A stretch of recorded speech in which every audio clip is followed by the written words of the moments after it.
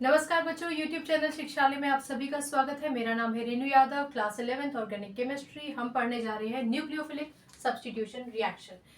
Nucleophilic substitution reaction से पहले जान लीजिए कि न्यूक्लियोफाइल क्या होता है। ऐसा मॉलिक्यूल या एक ऐसा substance that has a tendency to donate electron, जो जिसकी टेंडेंसी है कि वो अपने इलेक्ट्रॉन्स को डोनेट कर देगा कि लो भैया तुम ले लो, तुम्हारे पास कमी है। तो ऐसा कहने वाला न्यूक्लियोफाइल होता है। अभी इसके बारे में और बात करेंगे। सब्स्टिट्यूशन का क्या मतलब होता है? सब्स्टिट्यूशन आप 10th में भी पढ़कर आए हैं।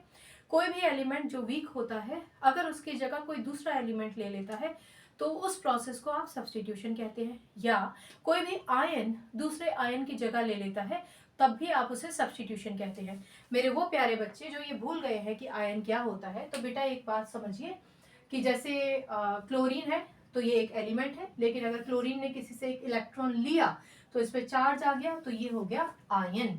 ठीक है ना। सोडियम एक एलिमेंट था पर सोडियम ने किसी को एक इलेक्ट्रॉन दे दिया तो इस पे पॉजिटिव चार्ज आ गया तो ये भी हो गया आयन। ठीक है, आज हम पॉजिटिव चार्ज वालों की बात नहीं करेंगे।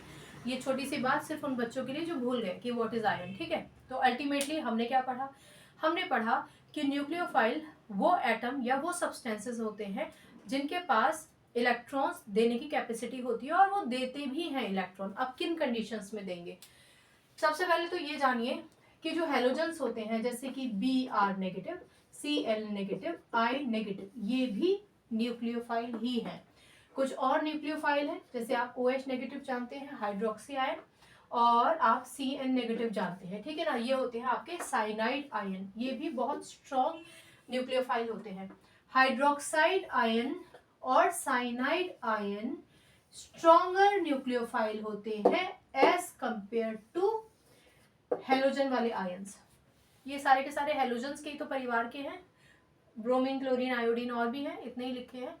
तो इन्होंने किसी से इलेक्ट्रॉन्स लिए होंगे, अब इनके पास बहुतायत हो गई है, मतलब जितने होने चाहिए थे उससे तो ज्यादा ही है, इसलिए इन पे नेगेटिव चार्ज आया है क्योंकि इन्होंने इलेक्ट्रॉन ले रखे हैं। राइट, चलिए अब न्यूक्लियोफिलिक सब्स्टिट्यूशन रिएक्शन का सत्व जान लेते हैं। आइए एक एक करके समझते हैं, दो ही इक्वेशन समझेंगे, आपको पूरा समझ में आ जाएगा। C2H5Br, आपने इसका नाम 10th में भी पढ़ा था। ठीक है ना, ब्रोमोइथेन या इथाइल ब्रोमाइड। इसका रिएक्शन आप कराइए OH नेगेटिव से। रिएक्शन क्या कराना है? सब्स्टिट्यूशन होना है। अब आप देखिए, जब कभी भी हम किसी भी रिएक्शन को प्रोसीड करते हैं, मैंने आपको छोटे क्लास में भी बताया था, रिएक्टेंट्स को तोड़ दीजिए। आइए रिएक्टेंट्स को तोड़ते हैं। ये तो टूटेगा नहीं, ये तो ऑलरेडी टूटा हुआ है, वो हाइड्रोक्साइड वाटर से निकला है। ठीक है ना, यानी H2O हुआ करता था तो H पॉजिटिव OH नेगेटिव हो गया। जरूरी नहीं कि पानी से ही निकले, और भी कंपोनेंट से उनसे भी निकल सकता है हाइड्रोक्साइड। कहने का मतलब है ये टूटा हुआ अंश है, तो इसका मतलब हम इसको तोड़ सकते हैं। तो ये टूटेगा C2H5 पॉजिटिव Br नेगेटिव में। बस अब यहीं पे सारी कहानी है। देखिए थोड़ा सा फ्लैशबैक में चलते हैं। वो एलिमेंट या वो मॉलिक्यूल या वो कंपाउंड जिस पर आप पॉजिटिव चार्ज देखें तो आप समझ जाइए कि इस एलिमेंट ने या कंपाउंड ने या मॉलिक्यूल ने अपना को, कंपाउंड तो खैर पूरा हो जाता है तब बनते हैं, आप मॉलिक्यूल कह सकते हैं, अपना एक इलेक्ट्रॉन इससे ले लिया गया है या इसने दे दिया है अपनी मर्जी से। तो पॉजिटिव का क्या मतलब होता है कि जब कभी भी आप पॉजिटिव केमिस्ट्री में देखें तो आप समझ जाइए कि ये एलिमेंट या ये सब्सटेंस वो है जिसके पास इलेक्ट्रॉन की शॉर्टेज है। जब आप नेगेटिव देखें तो आप समझ जाइए कि ये वो एलिमेंट्स या आयंस हैं या सब्सटेंस है जिसके पास इलेक्ट्रॉन की बहुतायत है। हमने लेक्चर की शुरुआत में ही पढ़ा था कि न्यूक्लियोफाइल की टेंडेंसी होती है कि वो इलेक्ट्रॉन देते हैं, और देता वो है जिसके पास अधिकता होती है। ठीक है ना, क्योंकि न्यूक्लियोफाइल के पास अधिकता है, हम देख ही रहे हैं, तो ये Br भी नेगेटिव ही है, यानी इसने इसके साथ एसोसिएशन करके एक कंपाउंड बनाया था। लेकिन इसकी कहानी कुछ दूसरी थी। ये था कार्बन C2H5 और यहाँ एक इलेक्ट्रॉन रह गया था, वो किसी से शेयर करना था। ब्रोमीन ने आकर अपना एक इलेक्ट्रॉन भी बीच में रखा और इन इलेक्ट्रॉन्स को शेयर करने की बात हुई थी कि भैया तुम्हारा भी ऑक्टेट कंप्लीट हो जाएगा, मेरा भी ऑक्टेट कंप्लीट हो जाएगा। कार्बन और ब्रोमीन के बीच की ये डीलिंग थी, लेकिन ब्रोमीन निकला चालाक, उसने शेयर्ड पेयर ऑफ इलेक्ट्रॉन्स को अपनी तरफ खींच लिया। ठीक है ना, तो अपनी तरफ खींच लिया, तो फिलहाल तक तो पार्शियल नेगेटिव चार्ज है क्योंकि इसने अपनी तरफ इलेक्ट्रॉन को खींच लिया, मतलब ले तो लिया ही है ना, पूरी तरीके से लेके भागा नहीं है पर ले तो लिया। तो इस पे आएगा पार्शियल नेगेटिव चार्ज और कार्बन पे आएगा पार्शियल पॉजिटिव चार्ज। जैसे ही न्यूक्लियोफाइल भैया को पता चलता है कि यहाँ पर कोई एक ऐसा एलिमेंट है जिसके पास पॉजिटिव चार्ज है, अगर मैं इन दोनों को अलग हटा दूं, अगर मान लो मैंने इनको डिसोसिएट कर दिया, तो डिसोसिएट करने के बाद पार्शियल का चक्कर नहीं रहेगा, फिर तो पूरा प्रॉपर पॉजिटिव चार्ज और प्रॉपर नेगेटिव चार्ज। और ये जो पॉजिटिव चार्ज है ना, ये असल पे इस पे है, कार्बन पे। तो ऐसा कार्बन जिसपे पॉजिटिव चार्ज होता है उसको कार्बोकैटायन कहते हैं। ये आयन है, इसको काट दीजिए तो ये कैटायन बन जाता है, ठीक है। तो कैटायन पे प्लस चार्ज होता है, हमेशा याद रखिए। तो यहाँ जो पॉजिटिव चार्ज है वो हाइड्रोजन वगैरह पे नहीं है, कार्बन पे है। तो ये इंडिकेट करता है कि इस कार्बन ने भलाई भलाई में अपना एक इलेक्ट्रॉन ब्रोमीन के साथ या किसी भी हैलोजन के साथ इस केस में शेयर किया था, और वो इसका भी इलेक्ट्रॉन लेके चला गया, अपना तो लेके गया, इसका भी लेके चला गया। अब इसके पास थोड़ी सी शॉर्टेज आ गई है, गरीबी आ गई है, इसलिए गरीबी आ गई है। लेकिन पॉजिटिव चार्ज क्यों? पॉजिटिव चार्ज इंडिकेट करता है कि इसका इलेक्ट्रॉन लेके कोई चला गया या इसने किसी को इलेक्ट्रॉन दे दिया, दोनों ही कंडीशन में, मर्जी से दिया तब भी पॉजिटिव चार्ज और लेके चला गया कोई तब भी पॉजिटिव चार्ज, ठीक है। तो न्यूक्लियोफाइल क्या करेगा, ऐसी कंडीशन में न्यूक्लियोफाइल इसके साथ आके जुड़ जाएगा, यानी प्रोडक्ट बन जाएगा C2H5B OH plus Br negative. Br negative क्यों? क्योंकि, और ये जो Br के साथ मैंने दो ये बिंदियां दिखाई है ना, ये इलेक्ट्रॉन्स हैं, इसमें एक इलेक्ट्रॉन तो कार्बन का है जो इसने अपनी तरफ खींच लिया था, इलेक्ट्रोनेगेटिविटी पाई थी, और एक इसका खुद का है। अब क्योंकि अपना तो इलेक्ट्रॉन लेकर गया पर दूसरे का भी तो इलेक्ट्रॉन लेके चला गया ना, इसलिए इस पे नेगेटिव चार्ज है, राइट।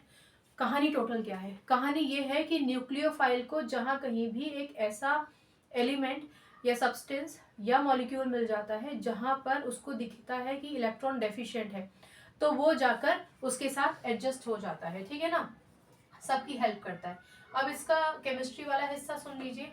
दूसरा हिस्सा क्या है? एक तो मैंने आपको ये बताया कि इलेक्ट्रॉन शेयर किया एक्सेट्रा एक्सेट्रा। दूसरा हिस्सा ये है कि क्योंकि ये भी एक न्यूक्लियोफाइल है और ये भी एक न्यूक्लियोफाइल है, इस पे भी नेगेटिव चार्ज, इस पे भी नेगेटिव चार्ज, और हाइड्रोक्साइड जो होता है वो एक स्ट्रॉन्गर न्यूक्लियोफाइल होता है ब्रोमीन से, इसलिए भी ये ब्रोमीन को हटाकर उसकी जगह ले लेगा, भैया तुम जाओ, मेरे पास बहुत है, मैं एक अच्छा पार्टनरशिप करूंगा एल्काइल के साथ, ठीक है ना, तो तुम रिहा हो जाओ, जाओ। Is that clear? तो यहाँ इस पर्टिकुलर न्यूक्लियोफिलिक सब्स्टिट्यूशन रिएक्शन में ये बताना चाह रहे हैं कि Br नेगेटिव से ज़्यादा स्ट्रॉन्ग है हाइड्रोक्साइड आयन। अब दूसरा किस्सा क्या है? दूसरा किस्सा ये है कि ये सब कुछ सेम रहेगा। अच्छा, इसका नाम तो पता ही है ना तुम लोगों को, इथेनॉल, इथाइल अल्कोहल, C2H5OH। दूसरा किस्सा ये है कि कहानी वैसी ही है, C2H5Br था, अब साइनाइड भैया आ गए हैं, साइनाइड पे भी नेगेटिव चार्ज होता है, ये भी Br से स्ट्रॉन्ग होते हैं, कहानी बिल्कुल वैसी ही है। वैसे तो ये स्ट्रॉन्ग है इसलिए भी ये Br को सब्स्टिट्यूट कर सकते हैं, यानी C2H5Cn बना सकते हैं, और Br अपने दोनों इलेक्ट्रॉन्स लेके नेगेटिव चार्ज लेके बाहर हो जाएंगे, ठीक है। आगे बढ़ने से पहले एक बात हाथ के हाथ सुन लीजिए। C2H5Br को आप प्रोपियोनाइट्राइल के नाम से भी जानते हैं, इसी को आप इथाइल साइनाइड के नाम से भी जानते हैं। इसका IUPAC नाम होता है प्रोपेनाइट्राइल, ठीक है। एक और चीज चलो सुन भी लो, टोटल नंबर ऑफ कार्बन कितने हैं? 2 और एक 3, तो C3H5N, ये और ये सेम है, ठीक है ना, राइट। अब आ जाओ वापस, देखिए ये तो हमने समझ लिया कि भैया जो साइनाइड आयन था, आयन क्यों? क्योंकि नेगेटिव चार्ज लगे, जो साइनाइड आयन था वो Br ब्रोमीन से ज्यादा स्ट्रॉन्ग है, राइट। लेकिन ये भी एक बात है कि अगर इन दोनों को तोड़ा जाए तो C2H5 पॉजिटिव और Br नेगेटिव अलग हो जाएगा। यहाँ एक पॉज दीजिए और याद कीजिए, मैंने आपको हमेशा कहा है, जब कभी भी आप रिएक्टेंट से प्रोडक्ट बनाने की कोशिश कर रहे होते हैं तो रिएक्टेंट जहाँ टूट सकता है उसको तोड़िए। तो अगर आप C2H5 Br को तोड़ेंगे तो आपको C2H5 पॉजिटिव और Br नेगेटिव मिलेगा। यहाँ मैं आपको फिर याद दिला दूं कि ये जो पॉजिटिव चार्ज है ये कार्बन के ऊपर है, हाइड्रोजन के ऊपर नहीं है, कार्बन के ऊपर है। कि कार्बन का जो एक इलेक्ट्रॉन यहाँ था और एक ब्रोमीन का था, ये दोनों इलेक्ट्रॉन लेके ब्रोमीन चला गया, ठीक है ना। तो ऐसी स्थिति में भी जब साइनाइड देखता है कि ये जो कार्बन है C2H5 जो है, जैसे आप CH3 CH2 भी लिख सकते हैं, इसके पास शॉर्टेज हो गई, ये इलेक्ट्रॉन डेफिशिएंट हो गया, तो साइनाइड इसके साथ जुड़ जाएगा और ये प्रोडक्ट बना लेगा, ठीक है ना। इस पूरे लेक्चर से आपने क्या सुना? इस पूरे लेक्चर से आपने सुना और समझा कि न्यूक्लियोफाइल वो मॉलिक्यूल या वो सब्सटेंस है जो इलेक्ट्रॉन डेफिशिएंट एलिमेंट को अपना इलेक्ट्रॉन देता है। उसकी टेंडेंसी होती है इलेक्ट्रॉन डोनेट करने की। आपने ये भी पढ़ा कि हालांकि जितने भी हेलोजेंस होते हैं, जो हेलोजन आयंस होते हैं वो भी न्यूक्लियोफाइल होते हैं, लेकिन उनसे ज़्यादा स्ट्रॉन्ग होता है हाइड्रोक्साइड आयन और साइनाइड आयन। आपने ये भी जाना कि क्योंकि ये ज़्यादा स्ट्रॉन्ग होते हैं इसलिए भी ये ब्रोमीन को डिस्प्लेस कर सकते हैं, लेकिन अगर आप इसको तोड़ के देखेंगे तो आप जानेंगे कि ये जो एल्काइल ग्रुप है C2H5 C3H7 ये सब एल्काइल ही होते हैं ना, जिनके पास एक हाइड्रोजन की शॉर्टेज होती है वो एल्काइल होते हैं।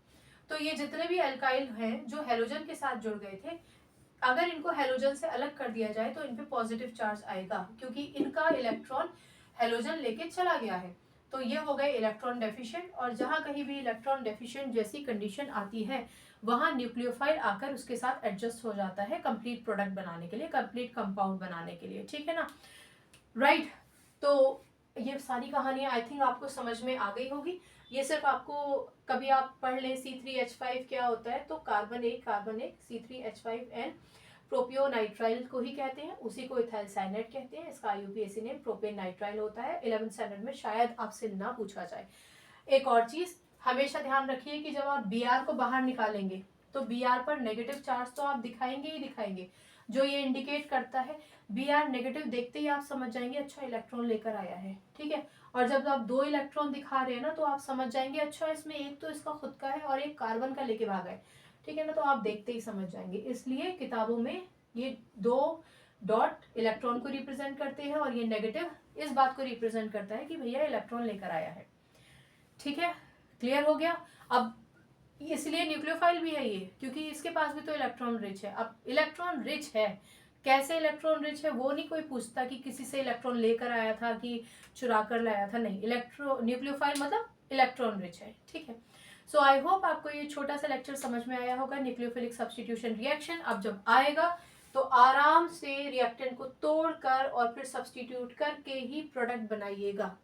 हबड़ दबड़ कुछ करने की जरूरत नहीं, केमिस्ट्री रटने का सब्जेक्ट है नहीं, रट्टाफिकेशन करना नहीं है। शिक्षालय यही चाहता है कि आप सिर्फ समझें, रट्टाफिकेशन ना करें।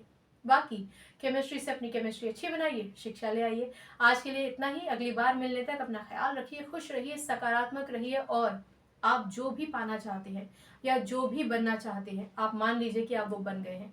पूरी कायनात एक समय पर आपको वही बना देगी जो आप बनना चाहते हैं। इसलिए ऊंचा सोचिए और अच्छा सोचिए। आज के लिए इतना ही, नमस्कार।